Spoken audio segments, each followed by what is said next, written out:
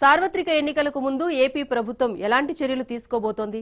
ఏ కొత్త పథకాలకు green signal ఇవ్వబోతున్నారు? సోమవారం జరగనున్న మంత్రివర్గ సమావేశంతో దీనిపై ఓ క్లారిటీ రానుంది. డ్వాక్రా మహిళలతో పాటు రైతులకు, రాష్ట్ర ప్రభుత్వ ఉద్యోగులకు లబ్ధి చేకూర్చే అంశాలపై కేబినెట్ ఆమోదం తెలపనుంది.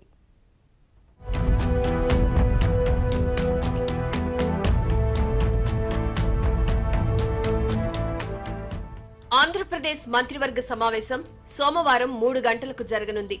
ఇప్పటికే రాష్ట్ర వ్యాప్తంగా పెన్షన్లు పొందుతోన్న 54 లక్షల మంది వృద్ధులు, వితంతువులు, వికలాంగులు, హిజ్రాలు, కిడ్నీ వ్యాధిగ్రస్తులకు పెన్షన్లను 100% పెంచుతూ ముఖ్యమంత్రి చంద్రబాబు నిర్ణయం తీసుకున్నారు. జన్మభూమి చివరి రోజున ఈ నిర్ణయాన్ని ప్రకటించారు.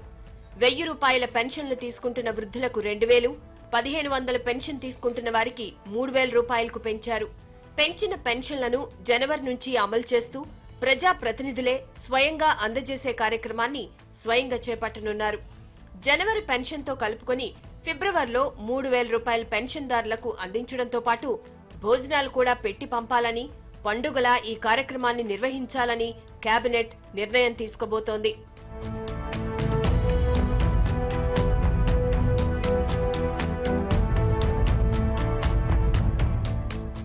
రాష్ట్రంలో ఆడపడుచులకు పసుపు కుంకుమ కింద 9000 కోట్ల రూపాయలను వరంగా ప్రకటించాలని ప్రభుత్వం భావిస్తోంది. డ్వాక్రా సంఘాలను బలోపేతం చేసేందుకు ఒక్కో సభ్యురాలికి 10,000 రూపాయలు సాయం చేయాలని ప్రభుత్వం ప్రతిపాదించింది. రాష్ట్రంలోని డ్వాక్రా సంఘాల్లో ప్రస్తుతం 93 లక్షల మంది సభ్యులున్నారు.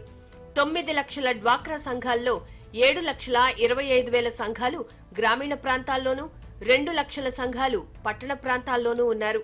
వీరందరికీ 10,000 రూపాయల చొప్పున ఇవ్వాలని ప్రభుత్వం ప్రతిపాదించింది. 3 విడతలుగా 40 రోజుల్లో ఈ చెక్కులను అందజేయనున్నారు. మొదటి విడత డబ్బును ఫిబ్రవరి మొదటి వారంలో ఇవ్వనున్నారు. 2, 3 విడత డబ్బులను చెక్కులపై ముందుగానే తేదీలను వేసి మార్చి నెలాఖరులోపు డబ్బు జమ అయ్యే విధంగా చెక్కులనిస్తారు. ఆ డబ్బుని ఎలా వినియోగించుకోవాలనే అంశాన్ని డ్వాక్రా సంఘాలకే వదిలేశారు. ఈ డబ్బును ప్రాతిపదికగా పెట్టుకుని 5 రుణం తీసుకునేందుకు కూడా అవకాశం కల్పించనున్నారు. ఈ వెసులుబాటును డ్వాక్రా సంఘాలకే అప్పగించాలని నిర్ణయించారు. 9,000 కోట్ల రూపాయలను ఇందుకోసం కేటాయించబోతున్నారు. ఈ ప్రతిపాదనను మంత్రివర్గం సోమవారం పరిశీలించి ఆమోదించనుంది.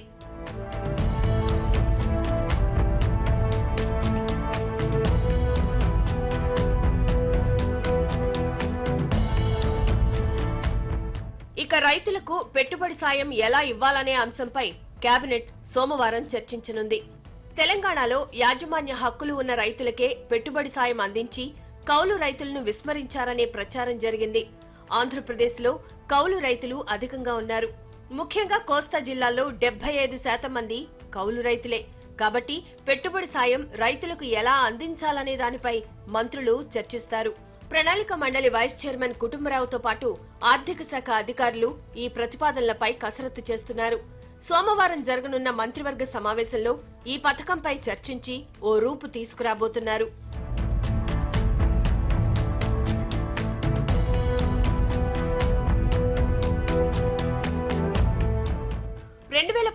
లో ఇచ్చిన హామీ మేరకు 50,000 రూపాయల్లోపు రైతు రుణాలను ఒకే విడతలో మాఫీ చేశారు. 50,000కు పైబడి రుణం ఉంటే 5 విడతల్లో రుణమాఫీ చేయాలని నిర్ణయించారు. ఇప్పటికే 3 విడతల మాఫీ మొత్తాన్ని రైతుల అకౌంట్లలో జమ చేశారు. 4, 5 విడతలకు సంబంధించిన రుణమాఫీ మొత్తాన్ని జనవరి చివరి వారంలో ఇచ్చేందుకు కేబినెట్ గ్రీన్ సిగ్నల్ ఇవ్వనుంది. దీంతో పాటు ఉద్యోగులకు బకాయి ఉన్న ఒక్క డిఏను కూడా విడుదల చేసే ప్రతిపాదన కేబినెట్ ముందుకు రానుంది. ఖాళీగా ఉన్న ఉద్యోగాలకు నోటిఫికేషన్లు, పలు పరిశ్రమలకు భూ కేటాయింపులు, ఉద్యోగులకు మండల, జిల్లా స్థాయిలో ఇళ్ల స్థలాల మంజూరుకు ప్రతిపాదనలు సిద్ధమవుతున్నాయి. ఇవి కేబినెట్ ఎజెండాలో చేర్చాలా లేదా టేబుల్ ఎజెండాలో చేర్చాలా అనే అంశంపై ఉన్నతాధికారులు నిర్ణయం తీసుకోనున్నారు.